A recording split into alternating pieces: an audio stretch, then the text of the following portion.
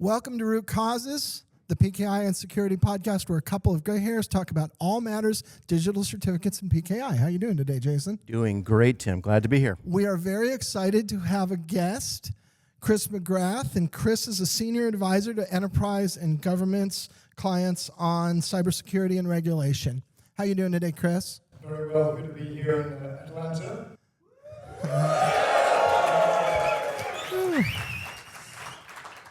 And Chris, I know you have some pretty clear ideas on PKI and certificates and their profile inside of the enterprise. Can we talk about that today? Of course we can. Okay, so take it away. Yeah. So the reason I'm here is really because of my own belief in that PKI and certificates need to be fundamentally thought of differently within its importance within the maturity and cyber resilience, not just at a business level, but as a whole supply chain level. Today, the way we perceive security and resilience is, I think, slightly upside down of how it should be. And my view is in terms of if we look at the digital trust process and how we actually transact business day to day, the majority of that is done through the internet, which means that the resilience must reside wholly at that data point.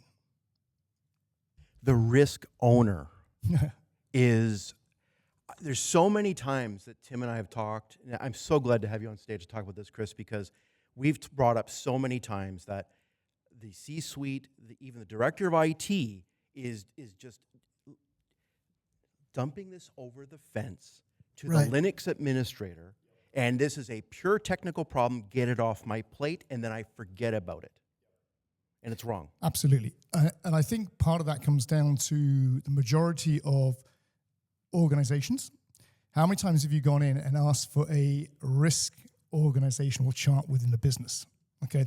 I've been into a lot of enterprise businesses in the past 2 years, and the first thing that we ask for as part of the overall audit process is, please provide me the risk organizational chart for the business so that we can understand who are the risk managers and actually who are the risk holders. And I have to say, across the board, that's very, very poorly understood.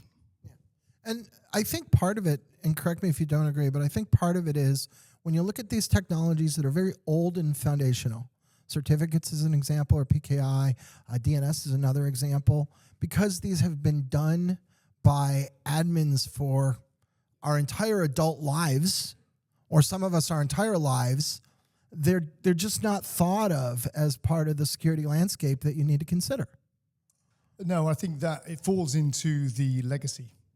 We often have, if you go and ask the C-suite what's on their radar for the next 12 to 24 months, you'll hear a lot of AI and a lot of this kind of discussion around noise, rather than actually thinking carefully about what actually is our business impact risk. Yeah. How do we actually transact our business day to day? What are the fundamental things we rely on to transact that business? And that is, I think, as you say, is a lot of that is considered to be part of the legacy business rather than where they are thinking, which is the forethought of what are we going to be doing in AI in the next 12 months. We're talking about digital certificates here on this podcast and certificate lifecycle management very specifically. I think for a lot of people, the blend of digital identities for signing, the use case of public SSL, I think that we're also talking about access management with respect to the fact that certificates are often used for authenticators from the private sense. It's an amazing technology. It's been around for over 30 years and has become utterly ubiquitous. And I think what we just need to say, and I don't think a lot of people have actually want to admit this, it has been the Wild West for 30 years. And now it's changing, Chris. Because I think fundamentally is, for the first time, we're seeing regulation actually state trust. And more importantly is, we talk about trust, and I talked about it earlier. You have to define what actually trust is. So when you say about a certificate authority, it's not just, as I say this a long time, it's not just a certificate. what everyone misses is the complicated process that you undergo as an organization to actually authenticate the due diligence of that organization. And even I was surprised, coming typically from a cybersecurity background, is when I actually started to research a lot of the activity, I was really surprised at the level of due diligence that actually technically and from a human standpoint goes on to authenticate that process. And I think when you say certificate authority, we're not just talking about public CAs, although that's an issue. We're absolutely talking about your own certificate authorities that you're running internally. Absolutely. Yeah, and those tend to be fragmented, right? One of the things you'll see is you can have multiple of them. You can have different owners. You can have different rules, right? And I have to say, I mean, without mentioning certain companies, but we're talking some businesses that are multi-billion enterprise businesses. Sure. And when you go in, and again, it comes back to this organizational chart. The one thing I have seen, and it's been a real experience, thanks to, say, working with Sectico and really looking at this as not as a tactical, but as a strategic issue, is I was amazed at, in many businesses, what a mess it was, frankly, across the business. How it wasn't centralized, how it's not controlled, but more importantly, it has no real purpose in terms of the oversight and its importance. Chris, I want to bring up the use cases and make this real for any CISOs that are listening. I've been on a lot of stages like you. I've asked the question repeatedly, how many of you are doing something in DevOps right now? Every hand goes up. I could ask the same thing now of AI. Every hand goes up. Yeah. How many of you know that there is probably a small private certificate authority sitting underneath somebody's desk that is completely not part of a governance program, and you think your buttons are all uptight, but they are absolutely not, and that's part of this Wild West concept, Chris. Yeah, I agree, and it comes down to, again, if we look at those regulatory controls coming into place, it's looking at how is that stored, right? How is it managed, right? How is it coordinated? They are absolutely part now of the new regulatory compliances.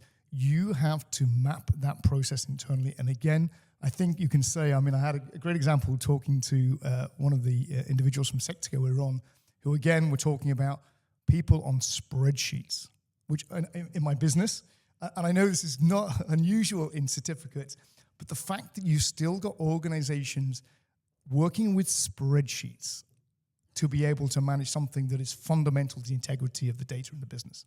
So we all know, I'm sure you know, and our listeners know, that the maximum term for at least public certs is going to be going down. Do you think that's going to solve the spreadsheet problem? I think it makes it has to be a coordinated process. So the reality is with the timeline coming down is going to increase the level of workflow.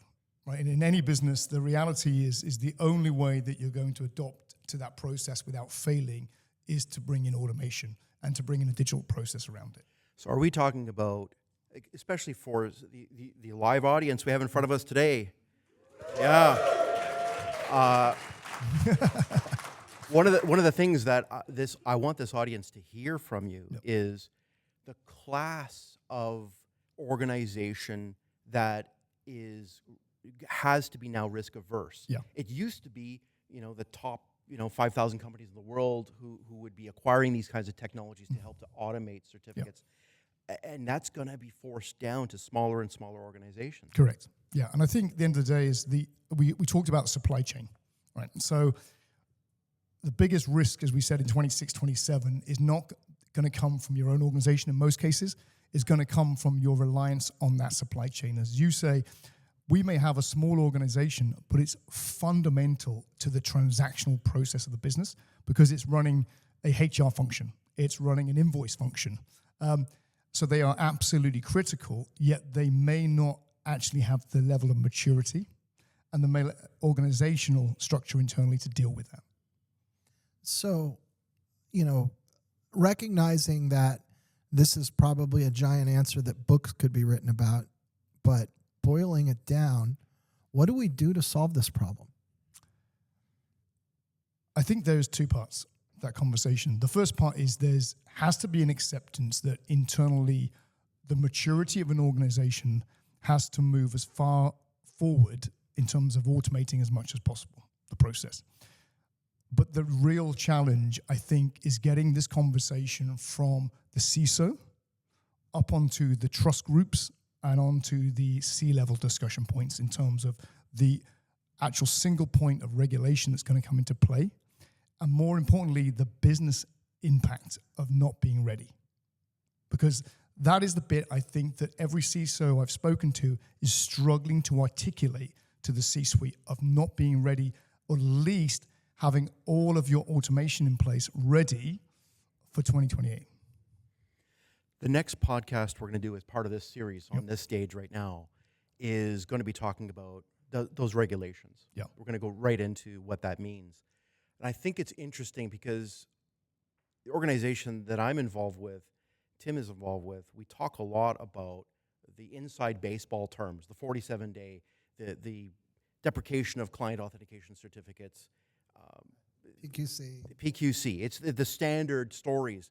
You're introducing a whole new set of thinking that the way that the business outcomes need to be in terms of if you want to be as part of a secure supply chain and prove it, if you want to be able to do, be involved in an M&A, if you want to be able to have any kind of contract signed, sometimes with suppliers like the U.S. government or somebody in Europe, you're going to have to think a lot more about this. Yeah, and it comes down to what are the new regulations there for? It's essentially to say, we assure the trust that we contractually give to you in that supply chain.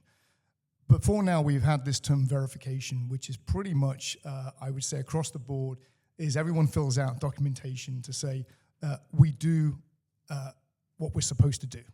And as we've seen, that has failed catastrophically on a number of occasions within that key supply chain. So now what it's saying is you can't just verify, you have to actually audit this process. And that must be in a digital account of what you've actually done and that you've done it. So I think there's a lot more that can be discussed here, and I'm really excited that we're going to be able to continue this conversation. I think for now, let's put a nice punctuation mark on this and say thank you very much, Chris. You're welcome. Thanks, guys.